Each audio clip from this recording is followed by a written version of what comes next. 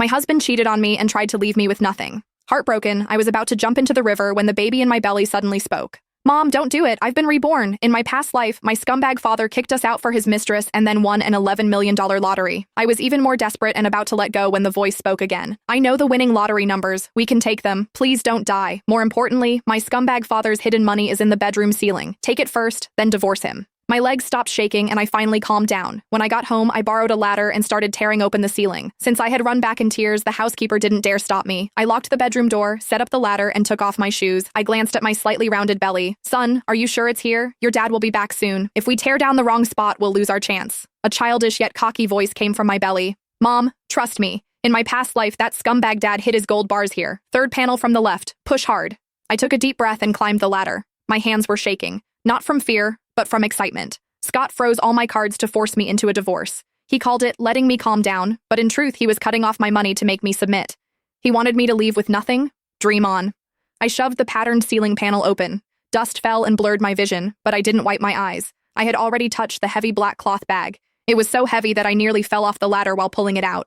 Be careful, Mom. If you fall, we'll both die. Don't jinx it. My hands shook as I opened the bag. Golden light flashed before my eyes. It was filled with gold bars. I had never seen so much gold in my life. I rummaged through it and found stacks of US dollars underneath. How much money is this?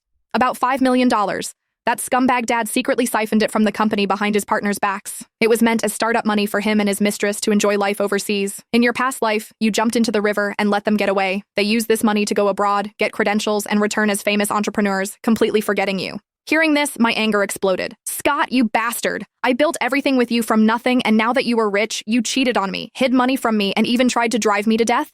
I took the gold bars out one by one and packed them into the suitcase I'd prepared earlier. What if Scott finds out when he gets back? I stared at the dark opening, worried. If he found out, I might not even make it out of this house, let alone get a divorce. Mom, are you silly? Just stuff some old books into the box next to it so it looks full, then put the ceiling panels back. They haven't been opened in years. By the time he notices, we'll be long gone. I suddenly understood.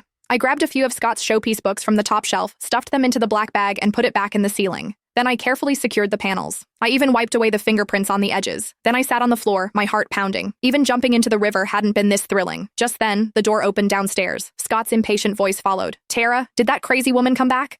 I froze. Mom, don't give in. You're the victim now. Act desperate and make him think you've given up.